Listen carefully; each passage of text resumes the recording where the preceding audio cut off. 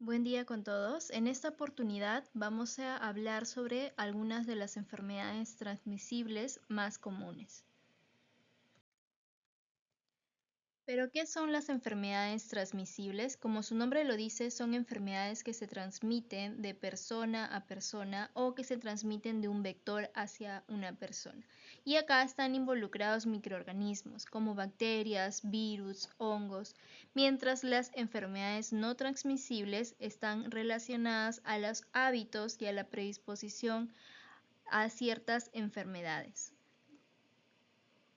Aquí, por ejemplo, tenemos dentro de las enfermedades transmisibles las infecciones respiratorias agudas como neumonías, bronconeumonías, la tuberculosis, la COVID-19, el dengue, diarrea, septicemias, etc. Mientras que en las enfermedades no transmisibles vemos ahí enfermedades, por ejemplo, coronarias isquémicas relacionadas a los infartos, a las anginas de pecho, el cáncer, la diabetes, la obesidad o la enfermedad renal crónica, solo por poner algunos de los ejemplos.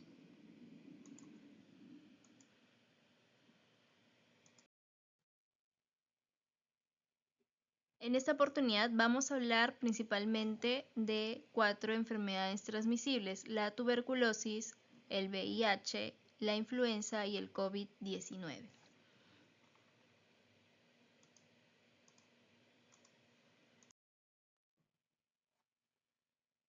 En el caso de la tuberculosis, es una enfermedad infectocontagiosa, prevenible y curable, causada por una bacteria denominada Mycobacterium tuberculosis, que puede atacar cualquier parte, cualquier órgano del cuerpo, pero generalmente afecta a los pulmones o primariamente afecta a estos pulmones. Es la enfermedad infecciosa que más ha afectado a la humanidad de la historia y se estima que se trata de una de las enfermedades descritas con mayor antigüedad, más o menos unos 20.000 años. El Mycobacterium tuberculosis también es conocido como el bacilo de Koch, en honor al científico que lo descubrió.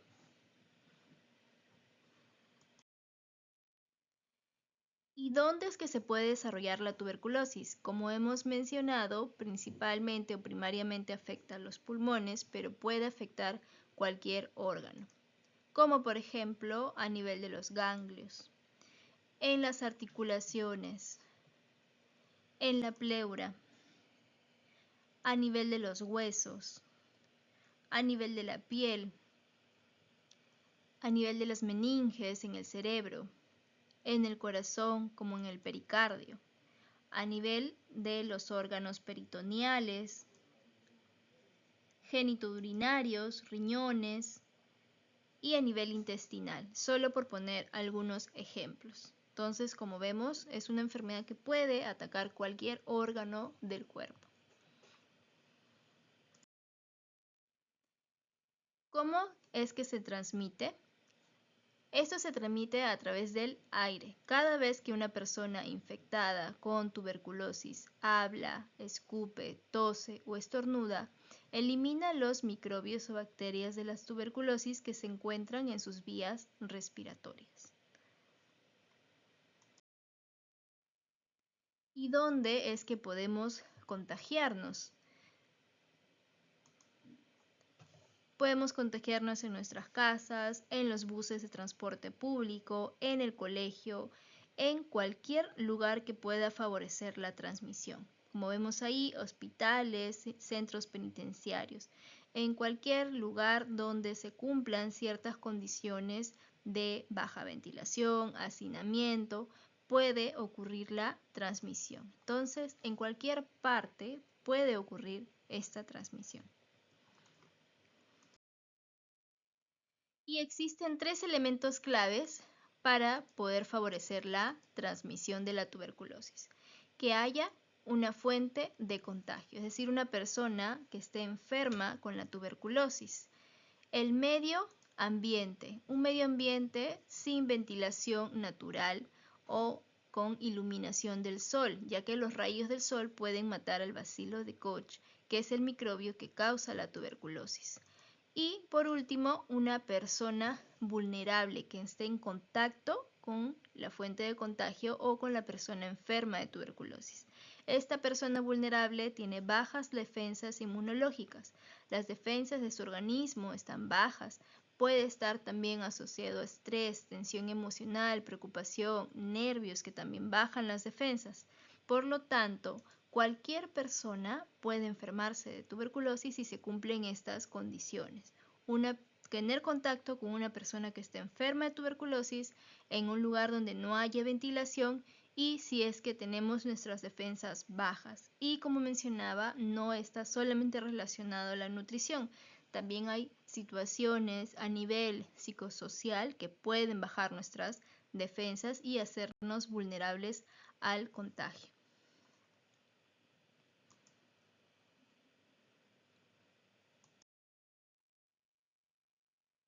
Aproximadamente se dice que un cuarto de la población puede estar infectada de tuberculosis y unos 15 millones de personas pueden tener la enfermedad activa.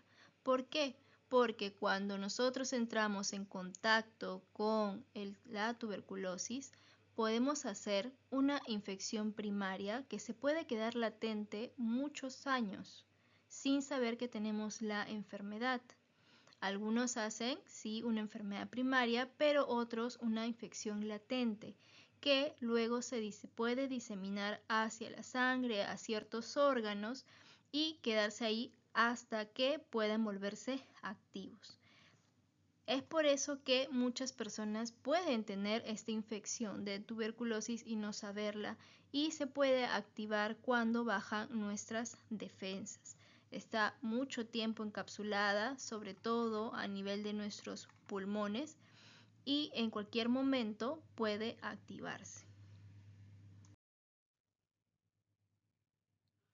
¿Cuáles son los síntomas que pueden estar relacionados a tuberculosis? Hablamos de una persona que tiene tos con flema, pérdida de apetito y baja de peso, debilidad y cansancio constante, fiebre especialmente por las noches, sudoración también por las noches, puede haber dolor de pecho y puede haber tos con expulsión de sangre, es decir, flema con sangre. Entonces, no necesariamente va a haber siempre tos con sangre, puede ser solamente una tos con flema, que sobre todo está durando más de 2 semanas. Un proceso gripal, un resfriado, debería durar máximo 2 semanas. Entonces, si esta persona está tosiendo con flema a pesar de haber llevado algún tratamiento, podemos sospechar de que se trata de tuberculosis y sobre todo si es que se cumple alguna de las otras condiciones, haber tenido contacto con alguna persona que haya estado enferma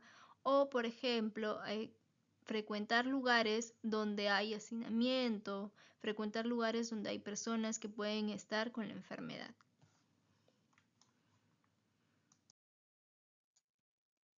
El diagnóstico se hace principalmente hacia la visualización del bacilo, la baciloscopía en el esputo de la persona. Entonces, la persona deja una muestra y esta es llevada al laboratorio para visualizar si está la bacteria expulsándose a través de la tos. La persona está tosiendo porque está botando bacilos, está botando parte del contenido de los pulmones que está enfermo. Entonces se tiene que buscar si existen estos bacilos vivos o no. Esto puede también llevarse a un cultivo que puede demorar unos meses para ver si recién ahí se puede visualizar la bacteria. Entonces, no es solamente un diagnóstico inmediato. Muchas personas, a veces en su examen de esputo, pueden salir negativos y en unos meses recién sale en el cultivo de esta muestra, sale la visualización del bacilo. Es por eso que se tiene que hacer un seguimiento y se tiene que iniciar el tratamiento, aun si es que está negativo y presenta todos los síntomas y el cuadro clínico sospechoso de tuberculosis. Entonces, por eso les decía que si es que hay un BK negativo, se puede hacer un cultivo, también se puede buscar muestras a través del lavado bronquial, biopsias, pruebas moleculares, se tiene que tener en cuenta la radiografía, la tomografía, el cuadro clínico, los síntomas, los antecedentes. Todo ello para poder llegar a un diagnóstico. En nuestro país es muy frecuente tener el diagnóstico de tuberculosis, aún con un BK negativo. El tratamiento en nuestro país es totalmente gratuito, pero debe ser supervisado por un personal de salud. Es necesario que la persona acuda al centro de salud a recibir el tratamiento supervisado. A veces sucede que por el tiempo de tratamiento, ya que son mínimo 6 meses, las personas pueden dejar de llevar el tratamiento. Y esto ocasiona que se formen formas graves de tuberculosis multidrogoresistente, extensamente resistente, totalmente resistente.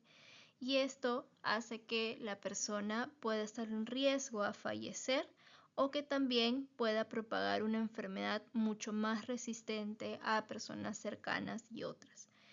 Esto también puede ser a consecuencia de la estigmatización o discriminación por tuberculosis. Recordemos que las personas llevan un tratamiento largo, pero no necesariamente están transmitiendo la enfermedad todos estos meses. Usualmente la persona después de un mes de tratamiento ya no es contagiosa y sin embargo recibe un trato diferente, una discriminación, y esto también puede hacer que la persona deje de llevar su tratamiento. La prevención empieza desde que nacen los bebés y reciben una vacuna especial para la prevención de formas graves de tuberculosis. La prevención también va en relación al diagnóstico precoz y el tratamiento oportuno de las personas que tienen esta enfermedad. Y en algunos casos también la terapia preventiva cuando hay un contacto con una persona que haya tenido que tenga la enfermedad o haya enfermedades que estén relacionadas a poder tener mayor frecuencia de esta enfermedad, como por ejemplo personas con VIH, personas que estén privadas de su libertad, vivan en centros penitenciarios donde la incidencia es mayor. Entonces, en este grupo de personas y otras pueden recibir una terapia preventiva para poder evitar que desarrollen esta enfermedad a la cual ya se ha tenido probablemente un contacto. Y a nivel comunitario hay que tener en cuenta 3 cosas. Mantener ambientes ventilados, como dijimos, esto es un factor también de riesgo cuando no hay una buena ventilación. El de abrir las ventanas va a hacer que haya menor concentración del patógeno en el aire, que haya luz que puede matar también al bacilo.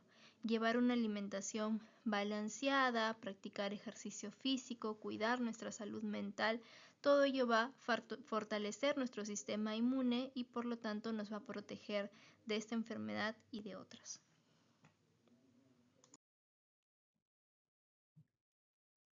Hablemos ahora sobre el VIH-Sida. ¿Es lo mismo? No. El VIH se refiere al virus de la inmunodeficiencia humana. Se refiere al microorganismo que es capaz de replicarse y alterar nuestras defensas, mientras que el SIDA es el síndrome de inmunodeficiencia adquirida, que es la fase avanzada de la infección por VIH, en el caso sobre todo de no llevar un tratamiento. Entonces, vivir con VIH significa tener el virus en nuestro cuerpo, mientras que tener SIDA es cuando el cuerpo ya no tiene defensas y queda expuesto a infecciones y la posibilidad de poder morir a causa de estas infecciones. Existen, digamos, 3 etapas marcadas de la VIH. El VIH agudo, en el cual la persona recién ha adquirido esta infección y puede presentar síntomas similares a gripe que pueden ocurrir días o semanas después de contraer el VIH. Una etapa de VIH crónica, que es una etapa latente asintomática que puede durar varios años, y si es que no se lleva un tratamiento, no se identifica el VIH en esta etapa, puede llegar a una etapa de SIDA, que es cuando el recuento de células de nuestras defensas baja tanto que la persona es vulnerable a infecciones oportunistas y afecciones propias también del SIDA. Entonces tenemos una infección de VIH agudo que puede dar los primeros síntomas en las primeras semanas después de la primera exposición, un VIH crónico que es un periodo después de la infección aguda y una etapa de SIDA que es la etapa final, cuando ya los niveles de las células de defensa han bajado demasiado. Entonces, en una primera etapa puede haber síntomas similares a una gripe: fiebre, dolores de cabeza, dolor de garganta, fatiga excesiva, escalofríos, dolor muscular, etc. Puede ser similar a una gripe. ¿Por qué? Porque también es un virus el que está ocasionando esto. La persona mejora y pasa a una etapa latente donde los síntomas pueden variar. Puede presentar tos, pérdida de peso, puede presentar diarrea, fatiga, fiebre alta. Esta es una etapa donde nuestras defensas están luchando contra el virus. En algunos casos puede ser que no tenga ningún tipo de síntoma y esto puede durar incluso hasta 10 años que la persona no sabe que tiene VIH, hasta que en el momento nuestras defensas no pueden superar el virus y llega a la etapa de SIDA, donde la persona empieza ya a presentar varios síntomas. Por ejemplo, escalofríos, sudores nocturnos, fiebres altas, manchas blancas en la boca, llagas a nivel de los genitales, una fatiga severa, erupciones, problemas respiratorios, pérdida de peso, dolores de cabeza, etc. Aquí en esta etapa el virus ha superado nuestras defensas y por lo tanto cualquier tipo de infección, cualquier tipo de enfermedad nos empieza a afectar y nuestro cuerpo ya no puede seguir luchando contra el virus. La transmisión del VIH principalmente se da a través de estos medios: la vía sexual, por penetración oral, vaginal o anal, incluso sin uso correcto del preservativo, el compartir agujas o elementos punzantes sin esterilizar, principalmente a las personas que usan drogas a través de inyectables, y hay una transmisión vertical de la madre hacia el hijo durante el embarazo, el parto o lactancia. Cuando la madre tiene VIH y no lleva un tratamiento, se puede dar una transmisión hacia el bebé.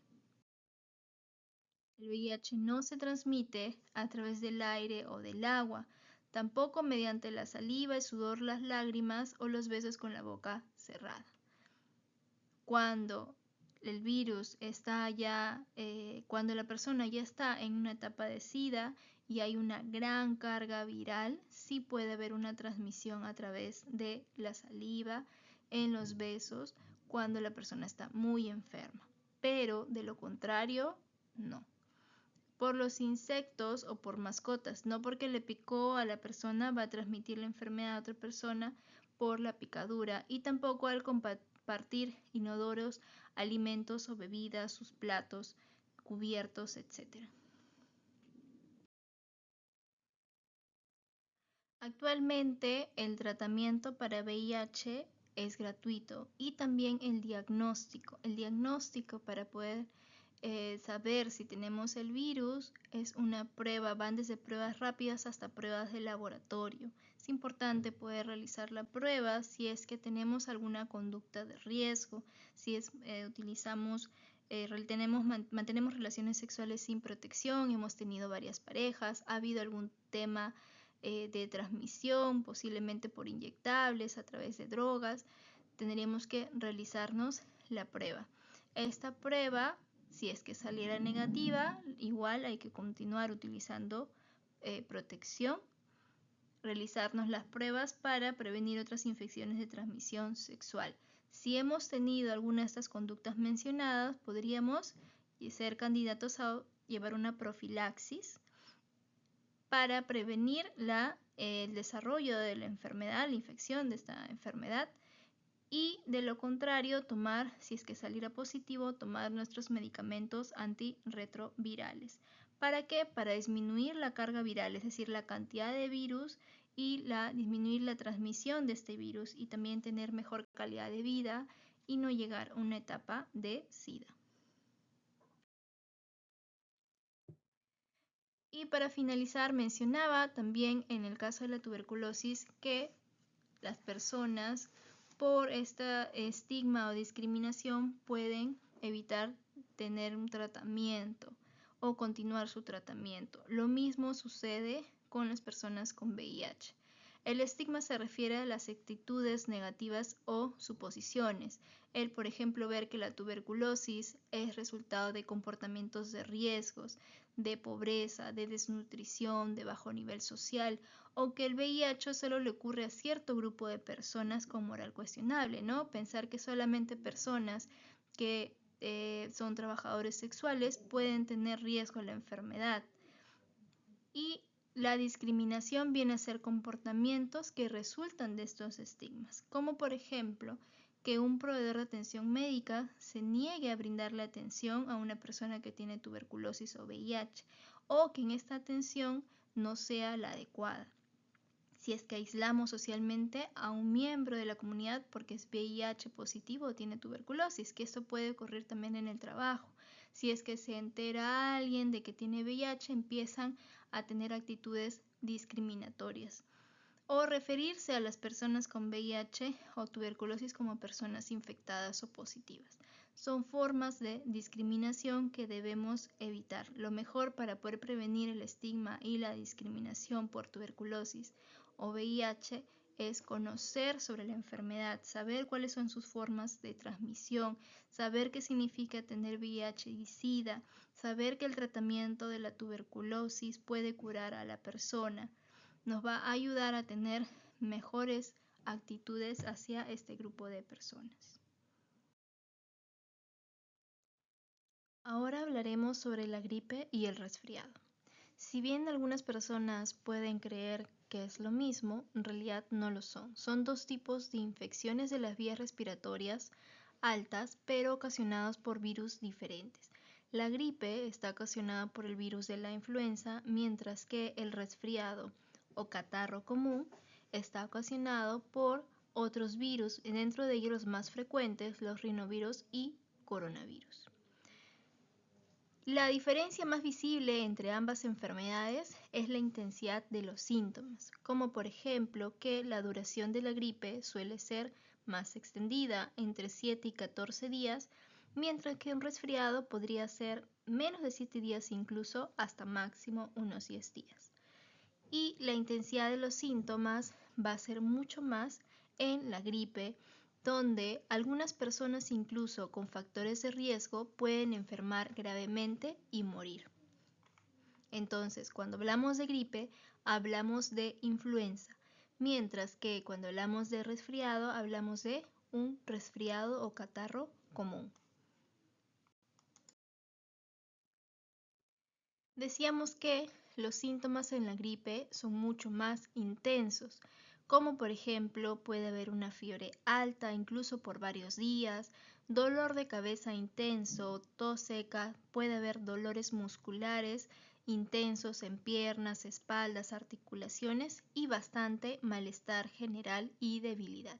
Mientras que en el resfriado puede haber principalmente irritación ocular, picor en la garganta, a veces puede haber tos seca, congestión, secreción nasal, estornudos y cierto malestar leve o cansancio. ¿Y qué pasa con la COVID-19? Como sabemos, este es causado por otro virus, el SARS-CoV-2. La mayoría de las personas hacen una enfermedad entre leve y moderada y se pueden recuperar sin requerir un tratamiento especial. Pero similar a lo que pasaba con la influenza, en este caso algunas enfermedades subyacentes, personas mayores que tienen factores de riesgo, tienen mayor probabilidad de desarrollar una enfermedad grave. Para poder tener una idea general y poder diferenciar entre algunos síntomas del resfriado, la gripe y el COVID-19, tenemos este cuadro. Aquí, por ejemplo, vemos que la fiebre y los escalofríos suelen haber más cuando hay una gripe, una influenza o una COVID-19. El dolor de cabeza puede presentarse más en una gripe o COVID-19, al igual que los dolores musculares, el cansancio o la debilidad marcada. El dolor de garganta puede estar en las tres enfermedades, la secreción nasal también, pero los estornudos suelen estar más en el resfriado común. Entonces, síntomas de congestión nasal y catarro están más relacionados al resfriado común. La tos puede estar en las tres enfermedades, mientras que la falta de aire, dificultad para respirar, suele estar más cuando se trata de una gripe, influenza o una COVID-19, al igual que las diarreas. Y los cambios o pérdidas del gusto y del olfato están principalmente cuando se trata de una COVID-19. Entonces hay síntomas que son similares, por lo tanto es fácil que las personas se puedan confundir, pero de manera general los síntomas más relacionados a congestión nasal, estornudos, alergias, entre comillas, pueden estar más relacionados a un resfriado común cuando los síntomas son leves y a los pocos días se recupera la persona, mientras que síntomas más intensos asociados a fiebre, cansancio, dolores musculares, dolores de cabeza están más asociados a influenza y COVID-19. Y ya sabemos que la COVID-19 también puede haber cambios o pérdidas del gusto o del olfato. Como decíamos, hay algunos factores de riesgo que pueden aumentar la probabilidad de enfermar gravemente por influenza o COVID-19, como por ejemplo personas mayores, niños muy pequeños, son extremos de la vida donde las defensas pueden estar más vulnerables. Personas con sistema inmune debilitado, con las defensas bajas, personas que tienen discapacidades también, embarazadas o recientemente embarazadas. Y el tratamiento para todos los casos de gripe, resfriado, COVID-19 va a ser similar. Hablamos de que son virus, por lo tanto el tratamiento básico es similar. Pero si hay complicaciones o hay fiebre alta, entonces hay que hacer la consulta médica. En este caso no sirve tomar antibióticos. ¿Por qué? Porque se trata de enfermedades provocadas por virus y los antibióticos son para enfermedades provocadas por otro microorganismo llamado bacterias. Son totalmente distintos y no van a hacer efecto. En algunos casos, cuando la persona está enferma, se puede sobreinfectar por una bacteria y en esos casos puede recibir un tratamiento antibiótico y eso ya va a depender del criterio médico. Pero no es recomendable automedicarse con antibióticos. La mayor parte de los casos va a bastar un tratamiento sintomático para fiebre, dolores musculares, dolores de cabeza, preferentemente con paracetamol. Pero también tener en cuenta estas medidas: beber gran cantidad de líquidos, descansar lo máximo posible, podemos hacer gárgaras con agua caliente, aspiraciones nasales con eucalipto y consultar siempre a un profesional de la salud para evitar la automedicación.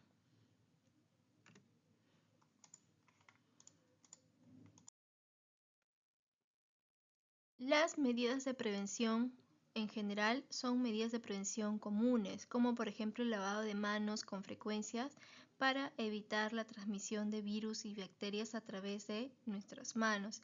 Llevar una dieta variada, practicar hábitos saludables, ayuda a mantener nuestro sistema inmune. También la dieta rica en vitaminas y minerales. Hay que tener cuidado con el frío, la humedad, el cigarrillo o ambientes con humo que favorecen la transmisión al afectar nuestras vías respiratorias. Por eso es importante mantener hidratación para mantener las mucosas húmedas también.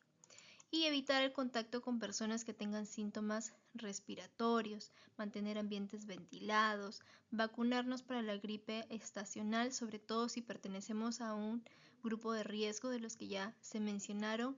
La vacunación en el caso también de la COVID-19 sí corresponde, y utilizar mascarillas si se presentan síntomas respiratorios.